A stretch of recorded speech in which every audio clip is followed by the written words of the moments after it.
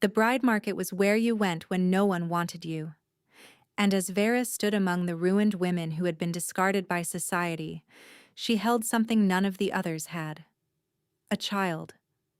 Her son, Ren, slept against her chest, wrapped in a threadbare blanket, hidden beneath the heavy cloak she wore. The fabric covered them both, concealing the infant from curious eyes, from cruel whispers, from the world that had already decided they were worthless. The crowd muttered as they passed her.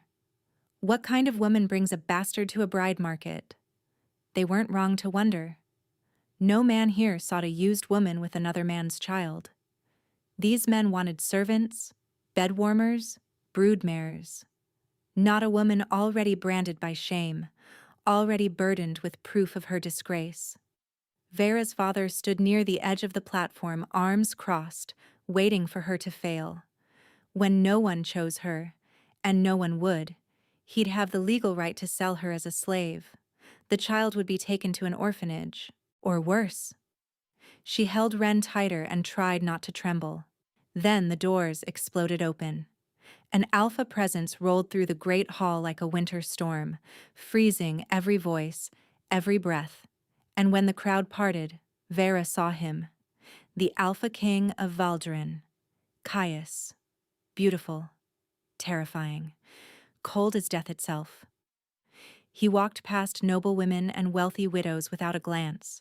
He walked past every woman on the platform. And then he stopped directly in front of Vera. His pale gray eyes dropped to the bundle at her chest. "I'll take her," he said. The hall erupted in disbelief. But the king wasn't finished. He leaned closer, his voice dropping to a whisper only she could hear. "Pretend your child is mine." Vera's heart stopped. He stepped back, his expression betraying nothing. "The woman and the child," he announced to the stunned crowd, "both are mine." She didn't understand. Not then. Not until he made his terms clear. He would marry her, protect her, give her everything she needed. He would claim Ren as his true-born heir, but only under one condition. She would never love him. Neither of them understood how impossible that vow would be. The women had been arranged in a line on the raised platform like livestock awaiting slaughter. The great hall of Valdrin's capital held no celebration tonight. No treaties, no coronations. Tonight it held a bride market. This was where unmated wolves came when all other options had expired, when they were too old, too scarred, too ruined to find proper mates through traditional channels. Wolves needed the stability of mated pairs. Unmated women disrupted pack hierarchies, created tensions, invited trouble. Hence, the markets. The men who attended weren't seeking wives in the traditional sense. They sought servants who could warm their beds, women to tend their homes, bodies to use and discard. None sought love. None offered it. Vera stood at the end of the line, as far from the torchlight as she could manage. Her cloak hung heavy around her shoulders, concealing the small form pressed against her chest. Ren slept peacefully, unaware that his entire future hung in the balance of the next few hours. Beside her, a woman wept silently, tears cutting tracks through the powder on her aging face, once beautiful, perhaps. But time and misfortune had brought her here like all the others. Another woman stood rigid with defiance, her jaw clenched despite the scar that ran from her brow to her chin. A third stared at nothing, her expression hollow, already resigned to whatever fate awaited. But none drew as much attention as Vera. The whispers had started the moment she'd stepped onto the platform. Is that a child beneath her cloak? What kind of woman brings a bastard to market? She must be desperate indeed. Or mad. Beneath the fabric, Ren stirred, and Vera pressed him closer, willing him to stay silent. If he cried, if anyone saw him clearly, the whispers would become shouts. The curiosity would become condemnation. Her father stood near the platform's edge, watching her with barely concealed satisfaction. Harlan had made his position clear. If no one claimed her tonight, she'd be sold as a slave before dawn. The child would be disposed of. A stain on his family's name, finally scrubbed clean. Her sister, Lysara, stood beside him in a gown of pale silver, beautiful and perfect, and everything Vera was not. She wouldn't meet Vera's eyes. The auctioneer droned through his announcements, listing bloodlines and qualities with the enthusiasm of a man describing spoiled goods. One by one, the women were examined, discussed, and either claimed or passed over. The weeping woman was taken by an elderly merchant who wanted someone to nurse him in his final years. The scarred woman was claimed by a minor lord seeking a fourth wife for his household. The hollow-eyed woman received no offers at all, and then it was Vera's turn. The auctioneer consulted his notes and grimaced. Next, we have a woman of the Vance household, previously betrothed, betrothal dissolved due to circumstances. He cleared his throat. She comes with additional considerations. The crowd murmured. Everyone knew what additional considerations meant. Vera felt their eyes like brands on her skin, their disgust, their judgment, the weight of 1,000 condemnations for a crime that had been committed against her, not by her. No one would want her. No one would claim a woman already ruined, already burdened with another man's child. And when no one stepped forward, her father would finally have his wish. Any offers? The auctioneer asked without hope. Silence. Her father smiled.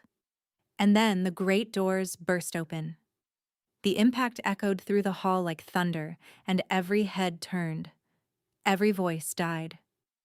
Because the presence that rolled through those doors wasn't the ordinary dominance of a strong alpha. This was something else entirely. This was power so pure, so ancient, that it didn't feel like a wolf at all. It felt like winter given form, like death made beautiful. The Alpha King of Valdrin walked into the hall as if he owned every soul within it. Caius. He was tall, taller than any man present, with dark hair that fell past his shoulders and pale gray eyes that held no warmth whatsoever. He was beautiful in the way a blade was beautiful, in the way a frozen lake was beautiful, in the way things that could kill you were always somehow beautiful. Your Majesty, the auctioneer stammered, nearly dropping his notes, we are honored by your presence. The king said nothing. He walked toward the platform with measured steps, the crowd parting before him like water around a glacier. His gaze swept the remaining women, dismissive, clinical. He passed the hollow-eyed woman without a glance. He passed two others Vera hadn't noticed, and then he stopped. Directly in front of her. Vera couldn't breathe. She kept her head bowed, her eyes fixed on the stone beneath his boots. Expensive boots. The leather probably cost more than her father's entire estate. The silence stretched, unbearable and infinite. And then, cold and final and absolutely certain, the Alpha King spoke. I'll take her. The hall erupted in chaos, shouts of disbelief, gasps of confusion, the frantic whispers of nobles trying to understand what they'd just witnessed. But the king wasn't finished. His pale eyes dropped to the bundle hidden beneath her cloak, to the small form she'd tried so desperately to conceal. And the child, he added, his voice cutting through the chaos like a blade through silk. I will claim the child. The carriage moved through the darkening streets, and Vera held Ren so tightly she feared she might wake him. Through the window she could see the castle rising against the twilight sky, all black stone and silver spires, beautiful and terrible and impossibly vast. This is madness, she thought for the 100th time since she'd been ushered into this carriage. Why would he choose me? Why would he claim Ren? The Alpha King hadn't spoken to her since the market. He'd announced his choice, signed whatever documents were necessary, and departed in a separate carriage, leaving her to follow with a silent escort of royal guards. Now, as the carriage passed through the castle gates, Vera tried to prepare herself for whatever came next. The carriage stopped. A footman opened the door and offered his hand. his eyes carefully averted from the bundle at her chest. Vera stepped down onto smooth stone, her legs unsteady. A servant appeared, a woman with kind eyes and graying hair. "This way, my lady. The king will see you in his study." "My lady." Vera almost laughed. No one had called her that since her disgrace. She followed the servant through corridors that seemed to stretch forever, past tapestries worth more than villages, past windows overlooking gardens that glittered with frost despite the season. Ren stirred against her chest, making a small sound, and she hushed him gently. The servant stopped before a heavy wooden door and knocked twice. "Enter," came a voice from within. Cold, controlled. The servant pushed the door open and stepped aside. "The woman you chose, Your Majesty." Vera walked into the study on trembling legs. The room was large but Spartan, shelves lined with books, a desk covered in maps and documents, a fire burning low in the hearth, and standing by the window, backlit by the dying light of day, was the Alpha King. He turned to look at her, and she felt the cold radiating from him like a physical force, as if winter lived inside him, as if warmth had never touched him at all. She dropped into a curtsy, awkward with Ren in her arms. "Your Majesty." "Rise." She straightened. Through her exhaustion and terror, she made herself meet his eyes. They were gray as storm clouds, gray as ash, utterly empty of warmth. "The child," he said. "Show me." Vera's heart clenched, but she'd known this moment would come. With shaking hands, she drew back the edge of her cloak, revealing Ren's sleeping face. The king studied the infant for a long moment. His expression revealed nothing. "How old?" "3 months, Your Majesty." "A boy?" "Yes." He nodded once, then turned back to the window.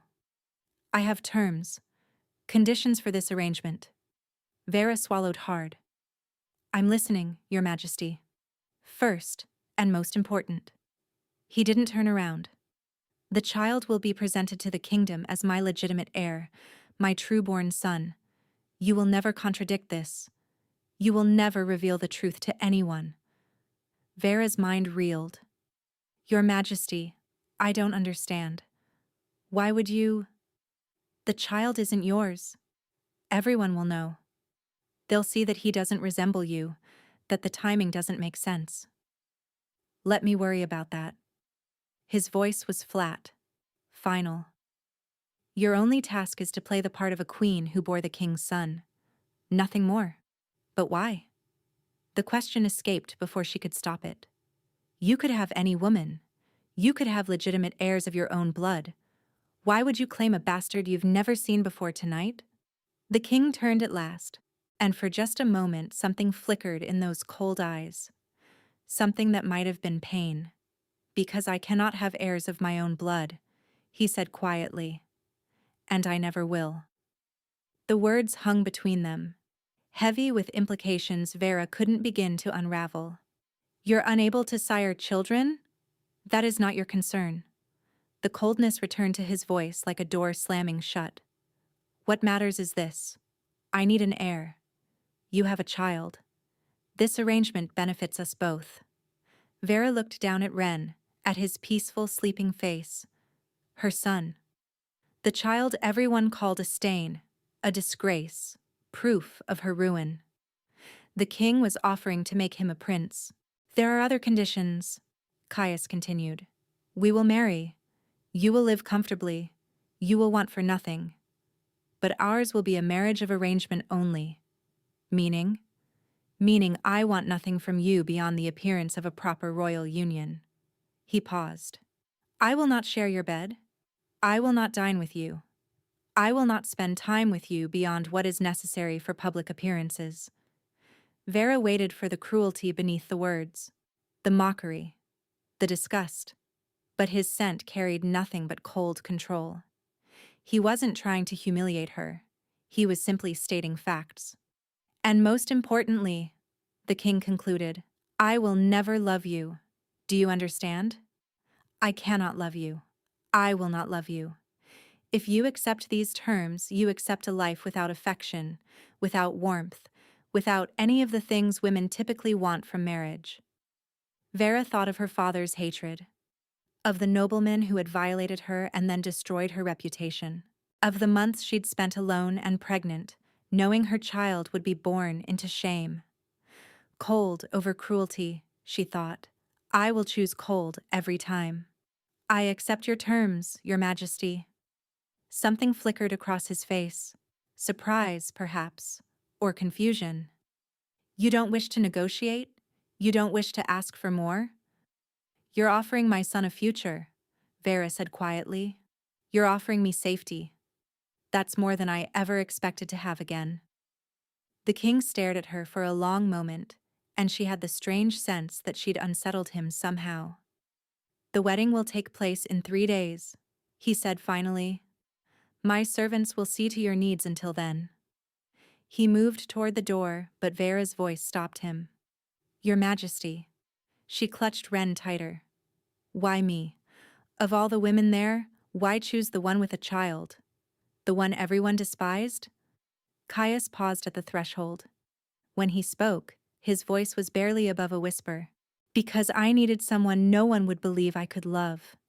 Then he was gone, and Vera stood alone with her sleeping son, wondering what kind of man needed a wife he could never love, and what he was hiding behind all that ice. The council chamber was larger than Vera had expected, dominated by a long table of dark wood and windows that let in the pale morning light. She'd barely slept, too overwhelmed by the chambers she'd been given, the servants who'd attended her with quiet efficiency, the soft bed and warm food and gentle hands that had helped care for Ren. No one had been gentle with Vera in a very long time. Now, walking into this room full of powerful men, she tried to hold on to the strange calm she'd felt the night before. This meeting would determine everything: the marriage contract, her future, Ren's future, and her father would be here. Lady Vera, Your Majesty, a guard announced as she entered. The king sat at the head of the table, flanked by 2 elderly advisors in formal robes. He was dressed in black, as he had been the night before, and his expression revealed nothing. Not welcome, not hostility. Just that same impenetrable cold, and at the far end of the table, barely looking at her, sat her father. Harlan's face was a mask of barely contained fury. Beside him, Lysara kept her eyes fixed on the table, her hands clasped tightly in her lap. Please sit. The king gestured to a chair near him. Vera sat, Ren cradled in her arms. The baby was awake now, his dark eyes taking in the new surroundings with infant curiosity. One of the advisors cleared his throat. Your Majesty, the marriage contract has been prepared according to your specifications, if I may summarize. Proceed, Caius said. The terms are as follows. The advisor consulted his documents. The woman known as Vera of House Vance will become Queen of Valdrin. The child in her care will be formally recognized as Crown Prince and legitimate heir to the throne. A sharp intake of breath from her father. Vera didn't look at him. Furthermore, the advisor continued, all previous claims regarding the child's origins will be considered treasonous speech. Any person who questions the legitimacy of the prince's birth will be subject to prosecution under royal law. This is absurd, Harlan burst out, surging forward in his seat. Your Majesty, you cannot possibly mean to follow through with this farce. That child is a bastard, born from my daughter's shameful... Lord Vance. The king's voice cut through like a blade. Did I ask for your opinion? Harlan's mouth snapped shut. I don't recall asking for your opinion, Caius repeated slowly. I recall inviting you here as a witness. Nothing more. His pale eyes swept over Harlan with contempt. You will sign the documents when required. You will keep your mouth closed otherwise. Is that understood? The air in the chamber crackled with tension. Vera saw her father's hands clench into fists, saw the rage burning behind his eyes. But he couldn't challenge the Alpha King. No one could. Understood, Your Majesty, Harlan managed through gritted teeth. Caius turned his attention to Vera. My future queen, he said, and something strange moved through her at the words. Are these terms acceptable to you? Vera met his eyes through her exhaustion, through her disbelief that any of this was truly happening. More than acceptable, Your Majesty. You honor me beyond measure. The advisors exchanged glances. Caius tilted his head slightly, studying her with that unnerving intensity. Honor, he repeated, as if tasting the word. An unusual response from a woman being told her marriage will contain no love, no affection, no intimacy beyond what's required for appearances. Your Majesty is offering my son a throne, Vera said quietly. You're offering me protection, safety, a life where no one will look at us with contempt. She held his gaze steadily. Where I come from, that is not cruelty. That is mercy. Something flickered in the king's eyes, that same confusion she'd seen the night before, as if she were a puzzle he couldn't solve. Very well. He pushed the contract across the table toward her. Sign here. Vera shifted Ren to one arm and took the quill. Her signature was shaky but legible. Her father signed as witness, his hand trembling with suppressed rage. The advisors signed, both stealing glances at their king as if trying to understand what madness had possessed him. And then it was done. The wedding will take place as scheduled, Caius announced, 3 days hence, in the great cathedral. He rose from his seat, signaling the meeting's end. Lord Vance, you may return to your estate. Your presence at the wedding is not required. Harlan's face purpled.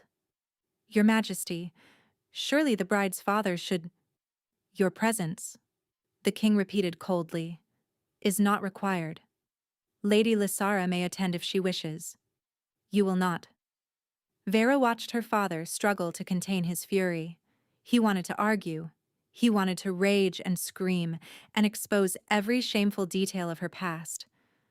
But he was powerless here. For the first time in her life, Vera saw her father rendered completely powerless. As you wish, Your Majesty, Harlan managed. He turned and strode from the chamber without looking at either of his daughters. Lysara rose more slowly, her face pale. She glanced at Vera with an expression that might have been envy, might have been fear. May I have a moment with my sister, Your Majesty? She asked quietly. Caius waved a dismissive hand and departed with his advisors, leaving the two sisters alone. For a long moment, neither spoke. Then Lysara crossed to where Vera sat, her silver gown rustling against the floor. You should refuse him, she said quietly. Vera looked up at her sister, this beautiful woman who had everything Vera had lost. Status, reputation, a future untainted by scandal. Why would I refuse him? Because something is wrong here. Lysara's voice dropped to a whisper. Kings don't claim bastards from bride markets. Kings don't offer thrones to ruined women and their illegitimate children. Her eyes searched Vera's face. He's hiding something, sister. Something terrible enough that he needs a wife no one would believe he could love. Vera's arms tightened around Ren. What are you suggesting? I'm suggesting that you should be afraid. Lysara glanced toward the door as if expecting the king to reappear. I've heard whispers about him, that he's cursed, that there's a reason he's never taken a mate despite every noble family throwing their daughters at him. What kind of curse? No one knows. Lysara's voice trembled. But they say he's cold, Vera. Not just in temperament, physically cold. Like something is draining the life from him, year by year. Vera remembered the king's presence, that strange aura of winter that seemed to radiate from him. She'd assumed it was simply his power, his dominance. But what if it was something else? He's using you, Lysara continued. Using your child. Whatever he's planning, you're nothing but a pawn in it. She gripped Vera's arm. When he's done with you, when he no longer needs your son, what do you think will happen? I don't know, Vera admitted. Neither do I. Lysara released her and stepped back. But I do know this. Father wasn't wrong about you, Vera. You've always been cursed. And now you're tying yourself to a man who carries his own darkness. She turned toward the door, then paused. When his secrets destroy you both, she said quietly, remember that I tried to warn you. Then she was gone, and Vera sat alone with her son, surrounded by luxury and power and the growing certainty that she'd traded one cage for another. The only question was what monster she'd locked herself inside with. The Cathedral of Valdren rose against a gray sky, its spires piercing the clouds like silver needles. Thousands had gathered along the streets, nobles and commoners alike, all straining for a glimpse of the mysterious woman their king had chosen. Vera sat rigid in the royal carriage, Wren sleeping in a basket beside her, dressed in the finest infant clothes she'd ever seen. White silk embroidered with silver thread. The colors of House Valdren, the colors of a prince. She wore white as well, a gown that must have cost more than her father's entire estate. The seamstresses had worked through the night to complete it, and now it clung to her body like a second skin, beautiful and suffocating. Through the carriage window, she could hear the crowd. Is it true she already has a child? They say the king claimed it as his own. Impossible. His Majesty has never taken a woman to his bed. Everyone knows that. Then where did the child come from? Vera closed her eyes and tried to breathe. This was the moment she'd dreaded most. Not the wedding itself, but the public presentation of Wren, the questions that would follow, the whispers that would never truly stop. The carriage halted. A footman opened the door, and Vera gathered Wren into her arms. The baby stirred but didn't wake. Small mercies. The crowd's noise intensified as she stepped onto the stone steps. She could feel their eyes, thousands of them, taking in her face, her gown, the child cradled against her chest. That's him? That's the prince? He's so small. When was he born? The timing doesn't make sense. Unless... Vera lifted her chin and walked toward the cathedral entrance. One step, then another. The whispers followed her like shadows. Inside, the chaos faded to a muffled hum. The pews were packed with nobility in their finest attire, silks and velvets and jewels glittering in the candlelight. Every face turned toward her as she entered, and the whispers began anew. Look at her. She's nobody, a disgraced daughter from a minor house. And that child. We all know the truth about that child. Vera kept walking, her eyes fixed on the altar ahead, where he waited. Caius stood perfectly still, dressed in black and silver, his dark hair pulled back to reveal the sharp angles of his face. He was beautiful in the way winter was beautiful, harsh, unforgiving, deadly, and he was watching her approach with those pale gray eyes that revealed nothing. The priest began the ceremony, his voice echoing through the vast space. Vera barely heard the words. She was too aware of Caius beside her, too aware of Wren in her arms, too aware of the thousands of judgments being passed in the silence between heartbeats. The vows came faster than she expected. Do you, Caius, Alpha King of Valdren, take this woman to be your wife, your queen, your mate? I do. His voice carried through the cathedral, cold and certain. No hesitation, no doubt. Then the priest turned to her. And do you, Vera of House Vance, take this man to be your husband, your king, your mate? Vera felt the weight of every eye in the cathedral, the nobles who despised her, the commoners who pitied her, her sister, somewhere in the crowd, watching with that strange mix of envy and fear. I do, she said. The priest nodded solemnly. And the child, he continued, his voice faltering slightly. Your Majesty, you wish to formally recognize. I do. Caius stepped forward, and for the first time he looked directly at Wren. The baby had woken during the ceremony and was staring up at the king with wide, curious eyes. Caius reached out with one hand and touched the infant's cheek. His fingers were pale against Ren's skin, and Vera saw the baby shiver at the contact. Cold, she thought. His touch is cold.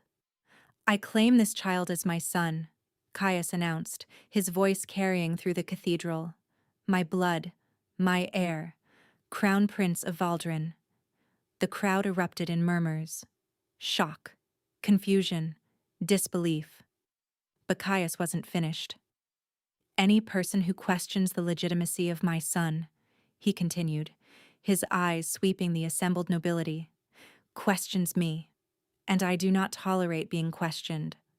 The murmurs died instantly. Vera stared at him, something warm and unfamiliar blooming in her chest.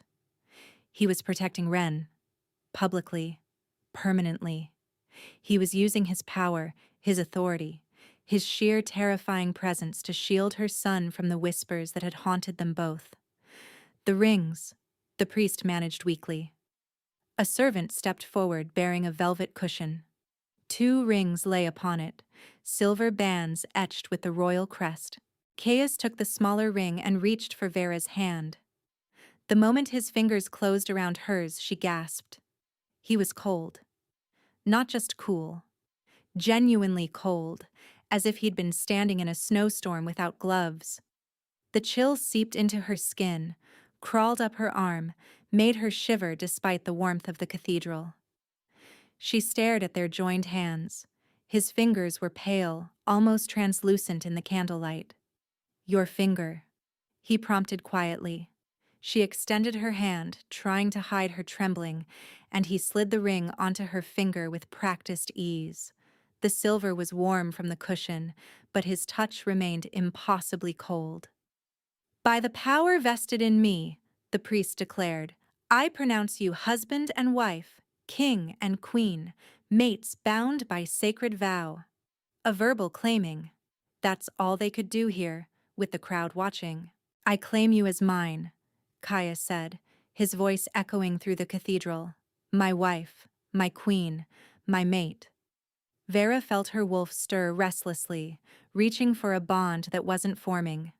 No snap of connection, no overwhelming pull, just cold and confusion and the weight of 1,000 watching eyes. I claim you as mine, she echoed. My husband, my king, my mate. The priest smiled nervously. You may kiss your bride, your majesty. The cathedral fell silent. Everyone was watching, waiting, expecting. Would he kiss her? Would he show affection for this nobody he'd inexplicably chosen? Caius studied her face for a long moment. Then slowly he took her hand again, that same cold grip, and lifted it to his lips. He pressed a single kiss to her knuckles, gentle, formal. His lips were as cold as his hands, but the gesture itself was unexpectedly tender. The crowd murmured in confusion and disappointment. They'd wanted spectacle. They'd wanted passion. Instead, they'd gotten restraint. But Vera stood frozen, her hand still tingling from that brief contact. He could have demanded more.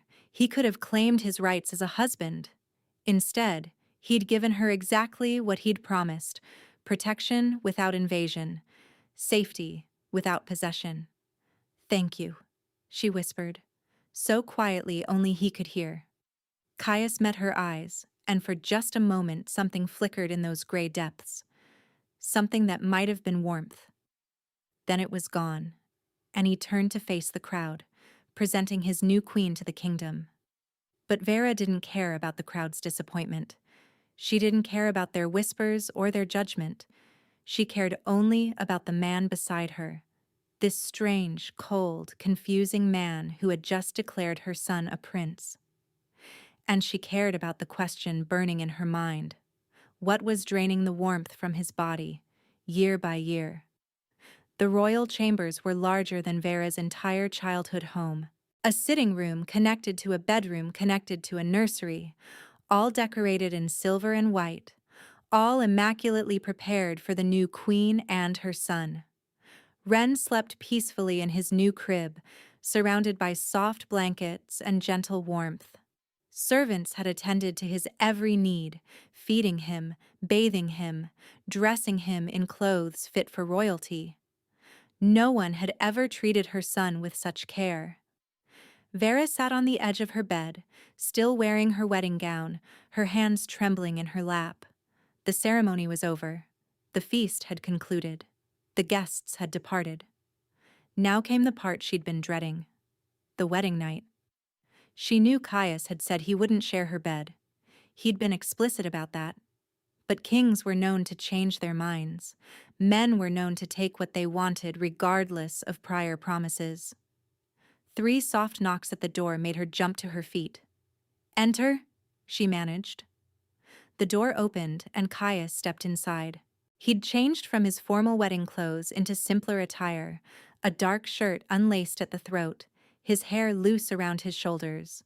Without the elaborate jacket and ceremonial jewelry, he looked younger, more human, but no less cold. "Your Majesty," Vera said, her voice steady despite her racing heart. "We're alone now," he replied. "Caius will suffice." She nodded, not trusting herself to speak. He closed the door behind him and stood there, arms at his sides, making no move to approach. "I came to discuss arrangements for the child." Vera blinked. "Arrangements?" "Nurses, tutors, security." He spoke briskly, efficiently. "He's crown prince now. There are protocols." Relief washed through her, so intense she nearly laughed. He hadn't come to claim his marital rights. He'd come to discuss their son's future. "Of course," she said. "Whatever you think is best." Caius studied her for a moment, that same unreadable expression on his face. "You expected something else." It wasn't a question. Vera hesitated, then admitted. "I expected you to exercise your rights as a husband. I told you I wouldn't." "Men say many things." Something flickered in his eyes. "I am not other men." "No," Vera thought. "You certainly aren't." He moved further into the room, stopping near the window. In the moonlight, his skin looked almost translucent, pale as marble, cold as snow. "You're shivering," she said without thinking. Caius went still. "What?" "At the window. You're shivering." She'd noticed it now, the slight tremor in his shoulders, the way his arms were pressed close to his body. "You're cold." "I'm always cold." The words were flat, final, a door slamming shut. But Vera had spent too many years being silenced, being dismissed. She wasn't going to be silenced now. "Why?" she asked softly. Caius turned to look at her, and for just a moment, his careful control slipped. She saw something beneath the ice. Pain, exhaustion, the weight of secrets too heavy to carry alone. "It's a family condition," he said quietly. "Nothing that concerns you. You're my husband now. Everything about you concerns me."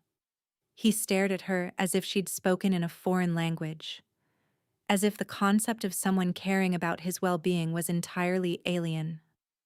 "The arrangement we have," he said slowly, "does not require you to concern yourself with my health." "I know." Vera rose from the bed and crossed toward him. She stopped a few feet away, close enough to feel the cold radiating from his body. "But I'm concerned anyway." The silence stretched between them, fragile as glass. Then Caius did something unexpected. He reached into his pocket and withdrew a strip of black silk. "I made you a promise," he said, "that I would not take anything from you without your consent." He held up the silk. "But there is something I need, something that appearances require." Vera's heart hammered. "What?" "Our marriage must appear legitimate, complete." His voice was clinical, detached. "There will be questions if we never share a bed. Questions that could threaten Ren's position." Understanding dawned. "You want to consummate the marriage." "Eventually, when you're ready." He paused. "But I want to offer you something first." "What?" He held up the black silk again. "A blindfold, for me." His pale eyes met hers. You've been through trauma. I know that. I won't pretend to understand it fully, but I know that physical intimacy after such experiences can be difficult. Vera's throat tightened. No one had ever acknowledged what had happened to her with such matter-of-fact gentleness. No one had ever offered to limit themselves for her comfort. The blindfold ensures I cannot see you, Caius continued. I cannot look at you unless you wish it. I cannot see any reactions you might wish to hide. All the control remains with you. You would do that? She whispered. Willingly blind yourself? I told you I would never take from you without consent. He lowered his hand. I meant it. Vera stared at him. This strange, cold, impossible man. A king who offered blindfolds to his queen. A king who asked permission instead of demanding obedience. Not tonight, she heard herself say, but soon, when I'm ready. Caius nodded once, no disappointment in his expression. As you wish. He moved toward the door, but Vera's voice stopped him. Wait. He paused, hand on the doorframe. Stay, she said. Not for that. Just stay. She didn't know why she said it, didn't know what she wanted from him. Only that she didn't want to be alone in this vast cold room with her vast cold future stretching before her. Caius stood perfectly still for a long moment. Then, slowly, he turned back. Why? Because you're shivering, she said. And I have a fire. Something moved across his face. Surprise, confusion. And beneath it, so faint she might have imagined it, something like longing. He crossed to the fire and stood before it, his back to her, his shoulders still trembling despite the flame's warmth. Vera watched him for a long moment. Then she rose and retrieved a blanket from the bed. Without speaking, she draped it around his shoulders. Caius went rigid at the contact. You're too cold, she said simply. This might help. He didn't respond, but he didn't remove the blanket either. They stood there in silence, the fire crackling between them, and Vera wondered what kind of curse could drain the warmth from a man's body while leaving his heart still beating. And she wondered, with growing unease, what would happen when that heart finally grew too cold to beat at all. In the weeks that followed, something unexpected happened. Caius began to visit, not for physical intimacy, not even for extended conversation. He would simply appear at her door as evening fell, offering some excuse about discussing Ren's education or reviewing household matters. But the discussions always lasted longer than necessary, and the king always lingered after the business was concluded. The first few visits were awkward, filled with stilted conversation and long silences. Caius wasn't a man accustomed to casual interaction. His entire existence seemed designed for efficiency, for purpose, for getting things done. But Vera was patient. She'd learned patience in her father's house, learned to wait and watch and survive. She could wait for Caius to learn how to simply be with another person. By the third week, he was arriving before dinner. You should eat, Vera said one evening when he appeared looking paler than usual. She'd had a meal prepared for two, hoping he might stay. Caius hesitated in the doorway. I don't wish to impose. You're the king. Nothing you do is an imposition. A ghost of a smile crossed his face. Now you sound like my advisors. Do your advisors invite you to dinner? My advisors are terrified of me. Vera gestured to the table. Then eat with someone who isn't. He sat. They ate. And somewhere between the first course and the last, the conversation shifted from formal to genuine. You're different than I expected, Caius admitted, setting down his fork. Most people can't wait to get away from me. Most people haven't lived with my father. He raised an eyebrow. You're cold, Vera explained. You're distant. You hold yourself apart from everyone. She met his eyes. But you're not cruel. There's a difference. Caius went very still. How do you know I'm not cruel? Because cruel men don't offer blindfolds, she said quietly. Cruel men don't ask permission. Cruel men don't sit at a fire shivering rather than demand their wives warm them. Something flickered in his eyes. Something raw and vulnerable and quickly hidden. You've been warming yourself at my fire for 3 weeks, Vera continued. You think I haven't noticed? You're always cold, Caius. Always shivering. And yet you've never once asked me for anything. I told you, it's a family condition. That's not an explanation. That's an evasion. He looked away, toward the fire, toward the flames that never seemed to warm him no matter how close he stood. Some questions, he said quietly, are dangerous to answer. Vera should have let it go. Should have accepted his boundaries, respected his privacy, maintained the careful distance their arrangement required. Instead, she rose from her chair and crossed to where he sat. Then don't answer with words, she said, and she kissed him. It was barely a kiss, just a brush of her lips against his. But the effect was immediate. Caius went rigid, his whole body locking up, his breath catching in his throat. His lips were cold, cold as ice, cold as winter, cold as death itself. But beneath the cold, she felt something else. A tremor, a need. The desperate hunger of a man who'd been starving for warmth his entire life. She pulled back, her heart pounding. Caius stared at her with wide eyes, his careful control shattered completely. Why did you do that? Because I wanted to. You shouldn't want to. His voice was strained. You shouldn't want anything to do with me. But I do. Vera touched his face, felt the ice beneath his skin. I don't understand why. I don't understand you at all. But I do want this. I want you. Something broke in his expression. Something that had been holding together for years, for decades, finally cracking under the weight of her simple declaration. You don't know what you're saying, he whispered. You don't know what I am. Then tell me. He closed his eyes. I can't. Then show me. For a long moment nothing happened. The fire crackled. The wind howled outside. And Caius sat frozen, caught between longing and terror.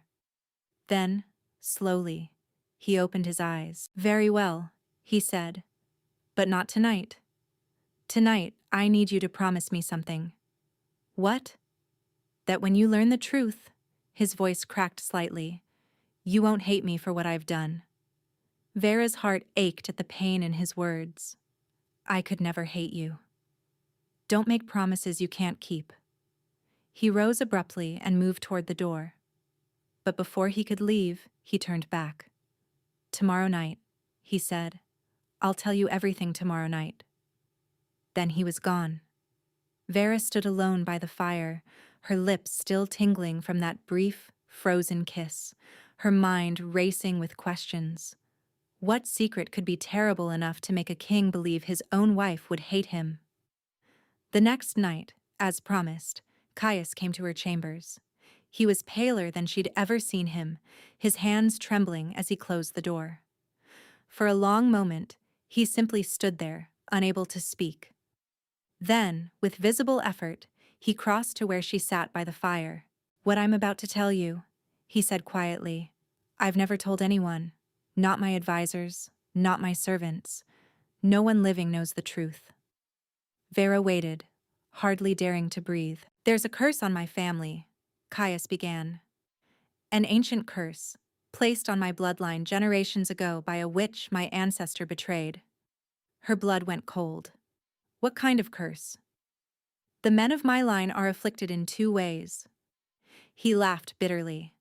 First, we cannot sire children, a king who cannot produce heirs, a bloodline destined to end. But Ren is not my blood. That's why I needed him. Caius met her eyes. That's why I needed you. A woman with a child already. A child I could claim as mine. Vera's mind raced. You said 2 ways. What's the second? The curse drains us. Year by year, the warmth leaves our bodies. Our hearts slow. Our blood freezes in our veins. He paused, his voice dropping. And if anyone ever truly loves us, the curse accelerates. Our hearts freeze completely. We die. The words hung in the air between them, heavy and terrible. You're dying, Vera whispered. Slowly, but yes, he nodded. I'm dying.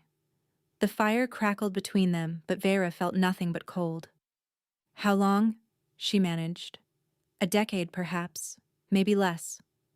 He shrugged as if discussing the weather. My father lasted until 43, his father until 39. I'm already 31. Vera's vision blurred with tears. No. I'm sorry. His voice was gentle now. I should have told you before the wedding, but I was selfish. I needed. What? He met her eyes, and for the first time, she saw the full depth of his pain. I needed someone to want me, he admitted. Just once, before the end. I needed to know what it felt like to be chosen, to be wanted, even if it was built on lies. Vera crossed the distance between them and took his frozen hands in hers.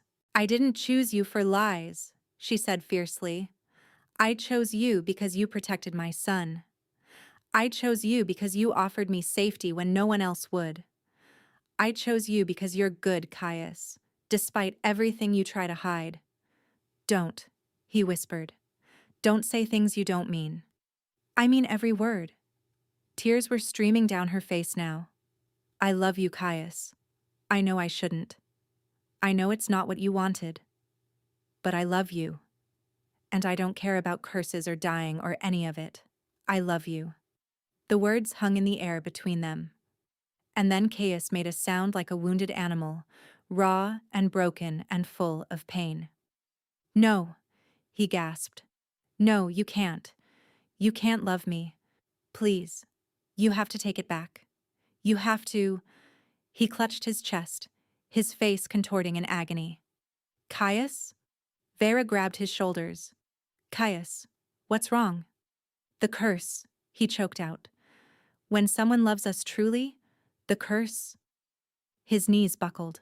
He collapsed to the floor, frost spreading across his chest, visible through the gap in his shirt. White patterns crawled up his neck, toward his heart. His eyes rolled back. His body went limp. Caius! Help! Someone help me! Vera's screams echoed through the royal chambers as she cradled Caius in her arms. His skin was ice beneath her fingers, frost spreading across his chest like a living thing, crawling toward his heart with terrible purpose. Guards burst through the door. Servants rushed in behind them. Everyone froze at the sight of their king lying motionless on the floor, white patterns blooming across his skin like winter flowers. Get a healer, Vera commanded. Now! It won't help. The voice was barely a whisper. Caius's eyes had fluttered open, unfocused and filled with pain. There's no cure. There never was. Don't say that. Vera gripped him tighter. There has to be something. Someone who can help. The curse is absolute. His hand found hers, his fingers so cold they burned. My grandfather tried everything. My father searched for decades. Every healer, every witch, every remedy in every kingdom. He laughed weakly, the sound becoming a cough. Nothing works. The servants stood paralyzed, watching their king die in their new queen's arms. Everyone out, Vera commanded. Leave us. They fled, the door closing behind them with a soft click that seemed impossibly loud. Alone now, Vera pulled Caius closer, trying to share her warmth with him, but it was like trying to warm a glacier with a candle. Tell me everything, she demanded. The full truth this time. No more secrets. Caius's eyes met hers, and she saw surrender there. The fight draining from him along with his warmth. My ancestor, King Aldrich, betrayed a witch who loved him. He began, his voice weak. He used her, promised her marriage, took everything she offered. Then he married another woman for political advantage. And she cursed him. She cursed all of us. Caius's breath came in shallow gasps. The men of our line would never sire children. We would live cold, alone, unloved. And if anyone ever truly loved us... He gestured weakly at the frost consuming his chest. That's monstrous, Vera whispered. To punish children for their ancestors' crimes. She didn't see it as punishment. His laugh was bitter. She saw it as protection. We would never experience the pain she felt.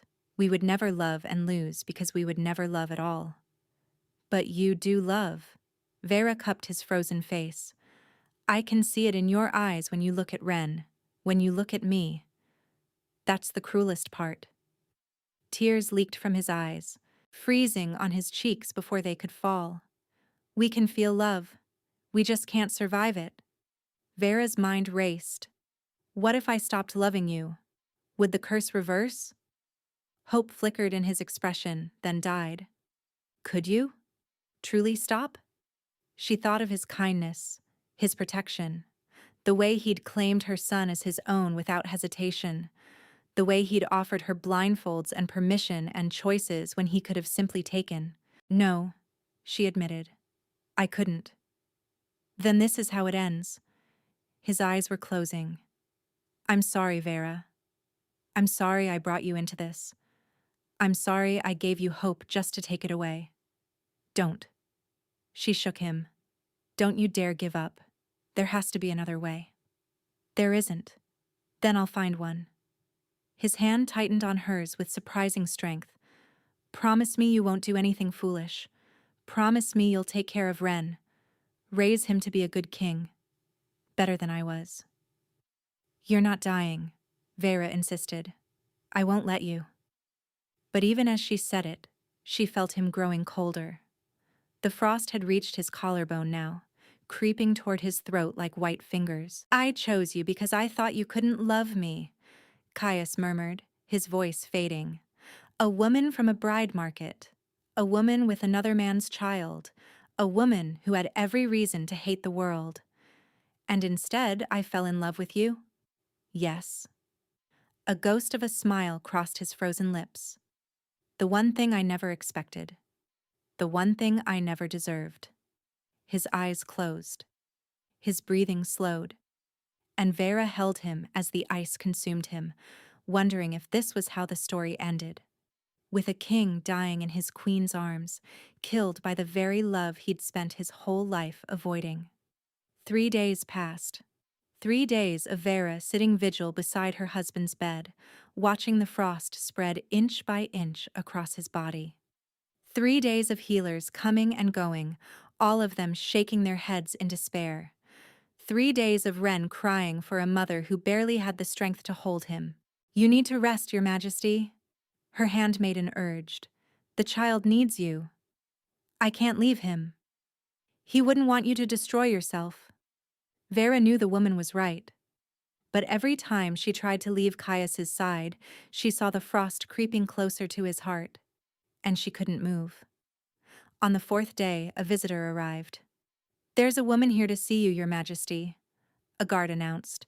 She claims to be a healer from the eastern provinces. Send her away. The others couldn't help.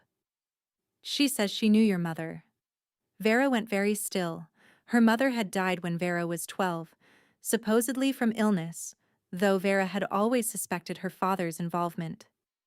Her mother had been kind, gentle, prone to strange behaviors that Harlan had despised. Send her in, Vera said. The woman who entered was old, with gray hair pulled back in a severe knot and sharp eyes that seemed to see everything. She moved with the careful deliberation of someone who had lived a very long time and learned patience from necessity. Queen Vera, the woman bowed. My name is Morgana. I was your mother's teacher. My mother didn't have a teacher. She was a noblewoman. Nothing more. Is that what your father told you? Morgana's lips curved in a knowing smile. Your father told many lies about your mother. The truth was far more complicated. Vera glanced at Caius, lying motionless on the bed, frost covering most of his torso now.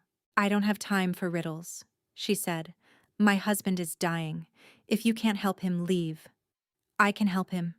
Morgana moved closer, studying the frost patterns on Caius's skin. "But only if you're willing to face the truth about yourself." "What truth?"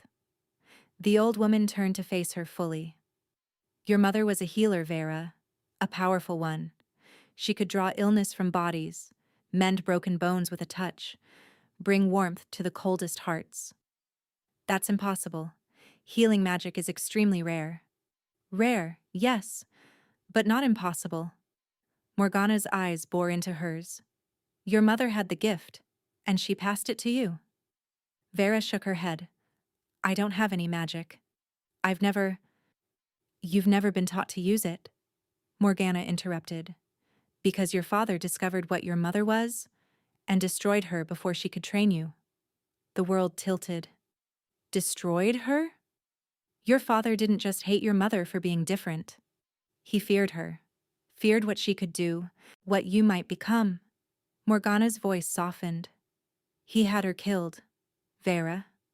Poisoned slowly over months, made to look like illness. And then he suppressed every memory, every hint of magic in you, hoping the gift would die unused." Vera's legs gave out. She collapsed into a chair, her mind reeling. Her mother, murdered by her own husband. "I don't believe you," she whispered. "Then let me show you." Morgana reached out and took her hand. "Close your eyes. Remember your mother. Remember her touch, her warmth, the way she made you feel safe." Vera closed her eyes, and suddenly she was 12 again, lying in bed with a fever, her mother's cool hands on her forehead. She remembered the fever breaking, remembered feeling warmth flow into her like sunlight, remembered her mother smiling and whispering, "You have the gift too, my darling. Someday I'll teach you." But someday had never come. Because 3 months later, her mother was dead. Vera's eyes flew open.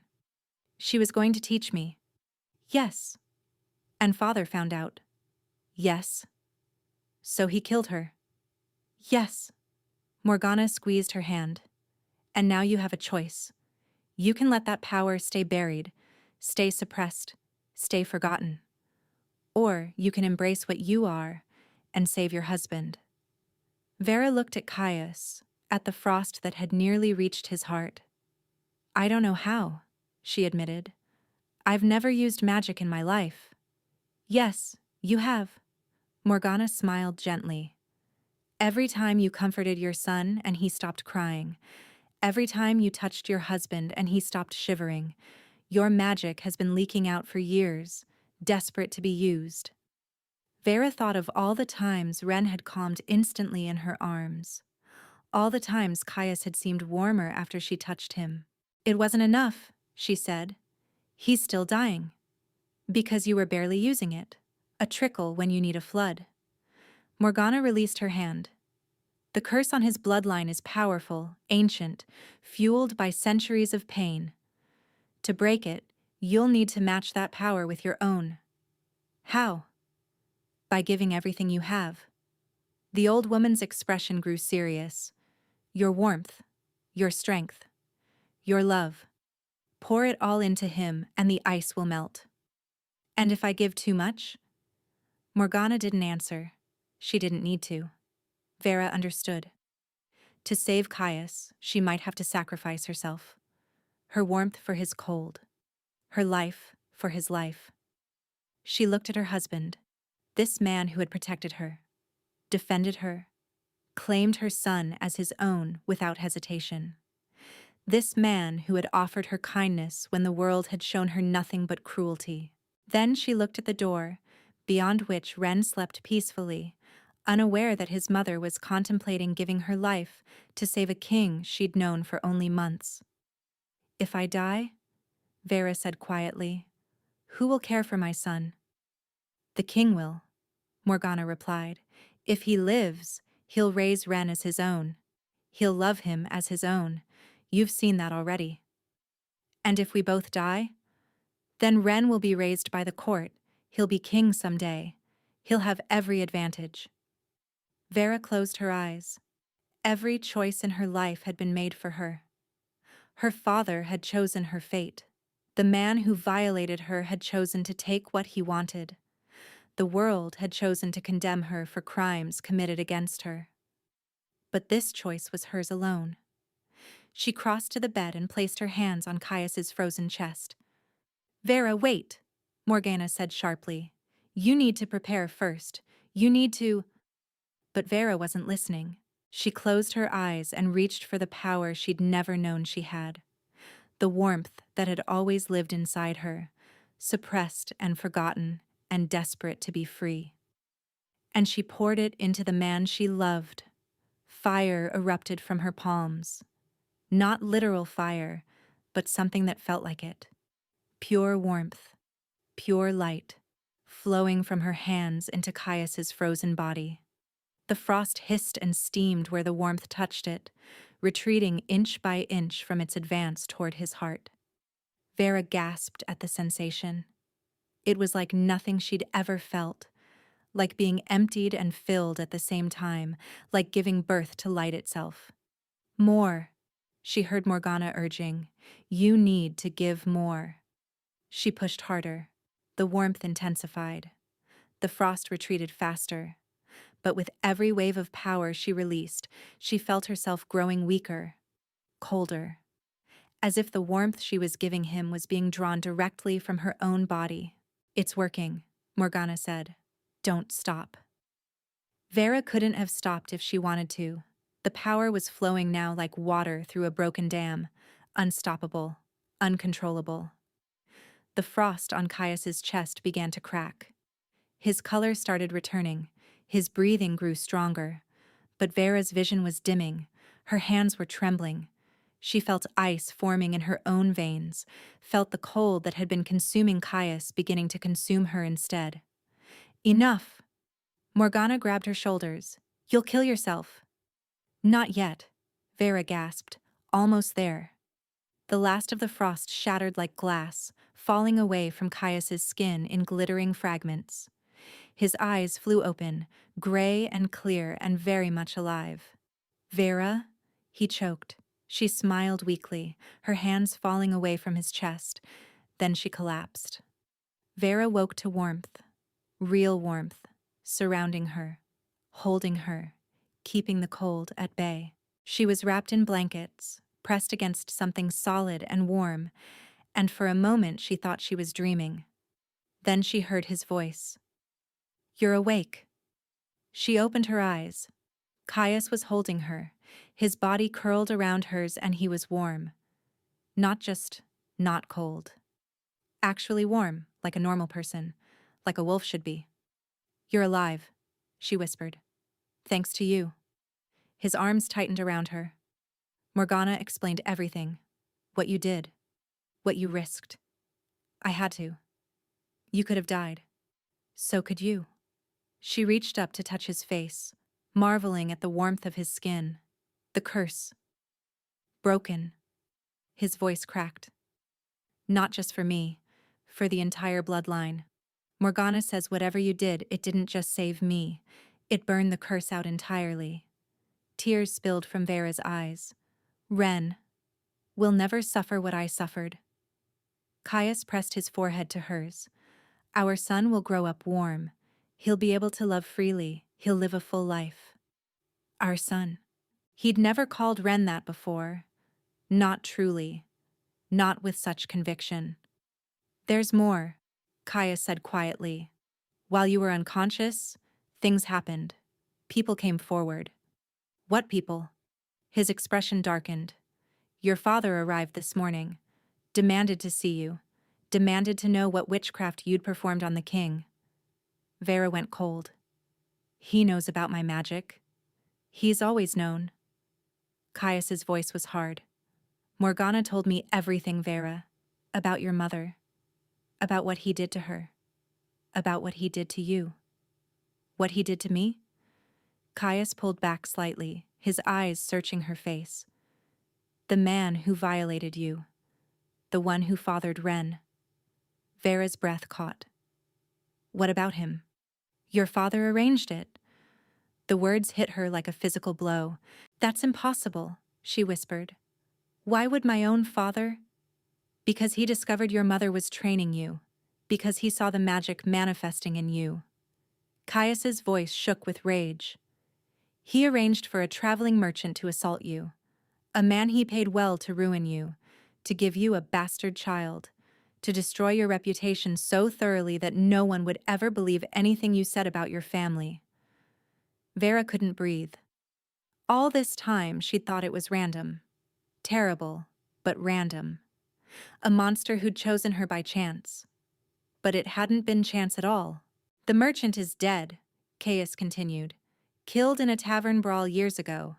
But your father is very much alive, and he's currently in my dungeon, awaiting my judgment. Your dungeon? He confessed. Caius's smile was cold, wolfish, satisfied. Not willingly, of course, but when confronted with Morgana's testimony, when presented with letters she'd kept from your mother, when faced with the evidence of his crimes, he broke. Vera sat up slowly, her head spinning. He confessed to everything? To murdering your mother, to arranging your assault, to suppressing your magic, to planning to sell you as a slave when no one claimed you at the market. Caius's eyes met hers. He's guilty of treason, Vera. Against the crown and against his own family. Treason? You're the queen now. Crimes against you are crimes against the realm. He took her hands in his, warm hands, living hands. The sentence for treason is death. Vera closed her eyes. Her father, the man who had tormented her entire life, the man who had murdered her mother, arranged her violation, tried to sell her into slavery. He would finally face justice. There's one more thing, Caius said quietly. She opened her eyes. Your sister came with him. Lysera. He paused. She wants to speak with you. Lysera was waiting in the small audience chamber, dressed in a simple gown instead of her usual finery. She looked smaller than Vera remembered. Younger. Frightened. Sister, Lysera said, rising as Vera entered. Why are you here? Lysera's face crumpled. I didn't know. I swear to you, Vera, I didn't know what he'd done. About Mother. About you. About any of it. You knew enough to despise me. Because he told me to. Lysera's voice broke. Because he said you were shameful, ruined, that you'd brought disgrace on our family. I believed him because I didn't know any better.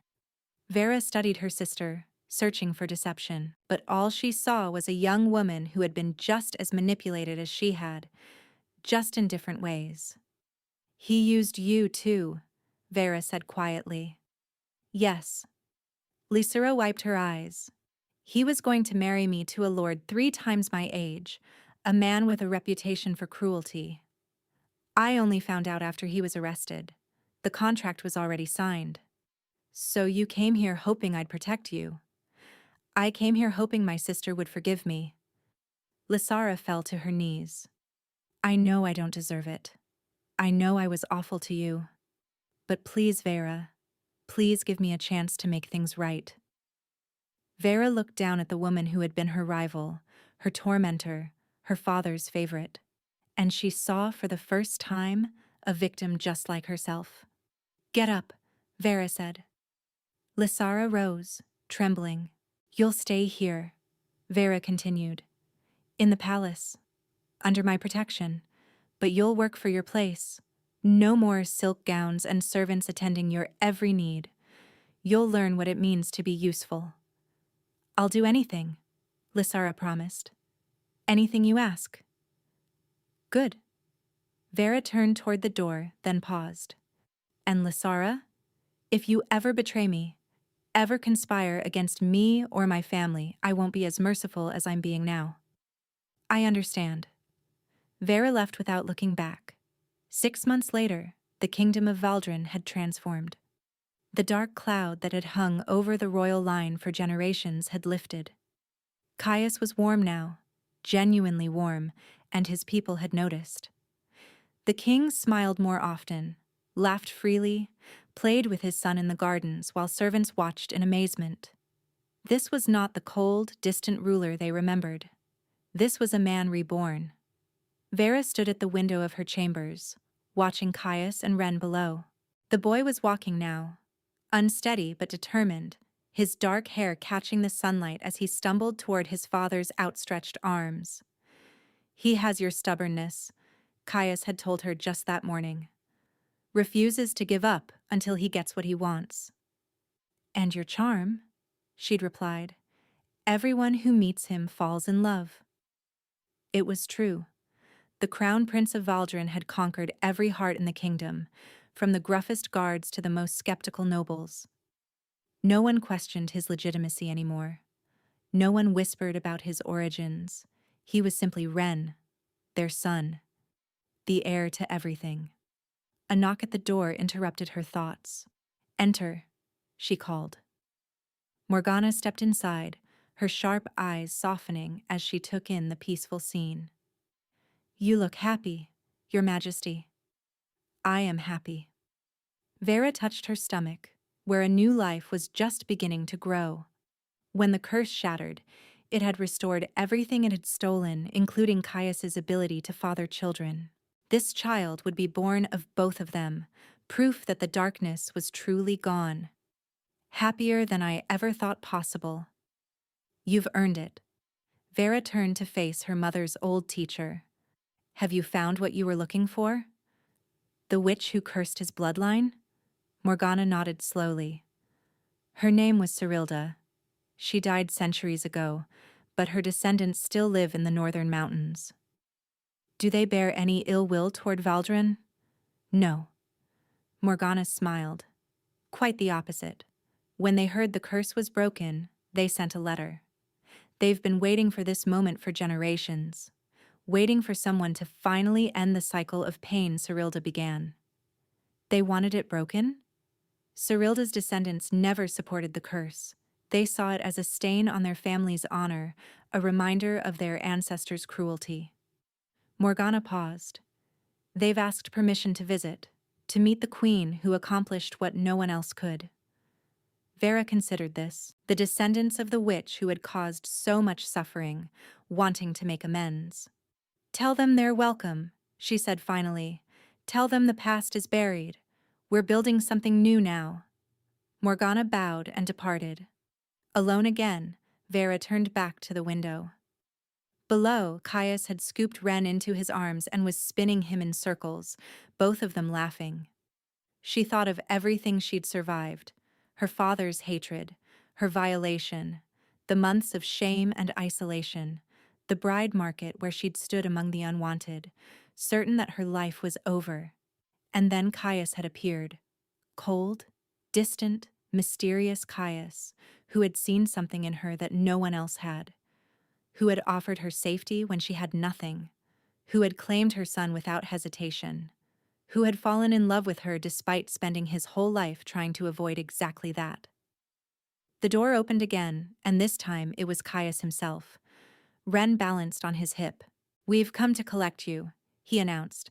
"Our son insists on showing you the butterfly he found." Ren held up his chubby fist triumphantly. "Mama, Buffly." Vera laughed and crossed to them, taking Ren into her arms. "Show me, my love." The butterfly had already escaped, but Ren didn't seem to mind. He was already distracted by something else, pointing excitedly toward the garden. Caius's arm came around her waist, warm and strong. "I love you," he said quietly. No pain this time. No collapse. No frost creeping toward his heart. Just simple, beautiful, uncomplicated truth. "I love you too," Vera replied. They walked into the garden together, the three of them, with a fourth life growing unseen beneath her heart. A family born from desperation and disguise, a family held together by love. In the great hall of Valdren, there would be no more bride markets. Caius had outlawed them the day after his recovery. No more women treated like livestock. No more children branded as shameful. The kingdom was changing. And it had all started with a whisper in a crowded hall. "Pretend your child is mine." Neither of them had understood then how that whisper would change everything, but now, walking through the roses with her husband and her son, Vera understood perfectly. Some pretending becomes truth. Some bargains become love. And some women who were never wanted become the ones who save everyone. The bride market was where you went when no one wanted you. And as Vera stood among the ruined women who had been discarded by society, she held something none of the others had. A child. Her son Ren slept against her chest, wrapped in a threadbare blanket, hidden beneath the heavy cloak she wore. The fabric covered them both, concealing the infant from curious eyes, from cruel whispers, from the world that had already decided they were worthless. The crowd muttered as they passed her. "What kind of woman brings a bastard to a bride market?" They weren't wrong to wonder. No man here sought a used woman with another man's child. These men wanted servants, bed-warmers, broodmares, not a woman already branded by shame, already burdened with proof of her disgrace. Vera's father stood near the edge of the platform, arms crossed, waiting for her to fail. When no one chose her, and no one would, he'd have the legal right to sell her as a slave. The child would be taken to an orphanage. Or worse. She held Ren tighter and tried not to tremble. Then the doors exploded open. An alpha presence rolled through the great hall like a winter storm, freezing every voice, every breath. And when the crowd parted, Vera saw him. The Alpha King of Valdrin. Caius. Beautiful, terrifying, cold as death itself. He walked past noble women and wealthy widows without a glance. He walked past every woman on the platform. And then he stopped directly in front of Vera. His pale gray eyes dropped to the bundle at her chest. "I'll take her," he said. The hall erupted in disbelief. But the king wasn't finished. He leaned closer, his voice dropping to a whisper only she could hear. "Pretend your child is mine." Vera's heart stopped. He stepped back, his expression betraying nothing. "The woman and the child," he announced to the stunned crowd, "both are mine." She didn't understand. Not then. Not until he made his terms clear. He would marry her, protect her, give her everything she needed. He would claim Ren as his true-born heir. But only under one condition. She would never love him. Neither of them understood how impossible that vow would be. Thank you for listening to this story. If you enjoyed it and want to hear more tales of forbidden love, unexpected redemption, and happily ever afters, make sure to subscribe and turn on notifications so you never miss an upload. Leave a comment and let me know what you thought. I read every single one, and your words mean more than you know. Until next time.